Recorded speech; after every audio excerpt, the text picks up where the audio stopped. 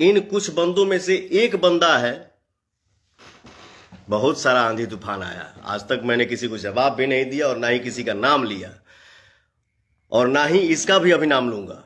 इसका नाम नहीं ले सकता, मैं किसी का नाम ही नहीं ले सकता, ठीक ना। लेकिन इतना जरूर बोलूंगा, मुझे जहां तक आशा है, आशा है कि वो इस लाइव को भी देख रहा होगा। बाबू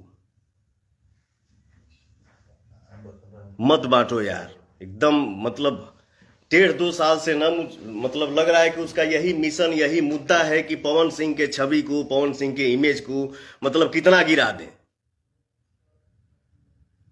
ये न्यूज बनाना मजबूरी हो गया है, ये हो गया है, ये बोलना जरूरी हो। अरे यार, हम लोग मेहनत करते हैं,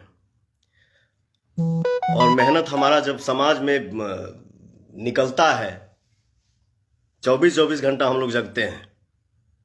वो किसी भी कंपनी के मालिक हो, वो चाहे, मैं एक कंपनी का नाम नहीं ले रहा हूं, किसी भी कंपनी का मालिक हो, वो चाहता है दिल लगा के कि हम ऐसा काम करें कि हमारे काम को दुनिया प्रशंसा करे। एक कलाकार चाहता है, सिर्फ पवन सिंह ही नहीं, हर कलाकार चाहता है कि हम मेहनत करें तो हमारा मेहनत जब हमारे ऑडियंस के सामने जाए तो ऑडियंस उसको एक्सेप्ट करे हंस के। तो ये कलाकार की एक यही सबसे बड़ी संपत्ति होती है, किसी को नीचा दिखाना, किसी को भगवान बना देना, इसका ठेका आप उठाए हो।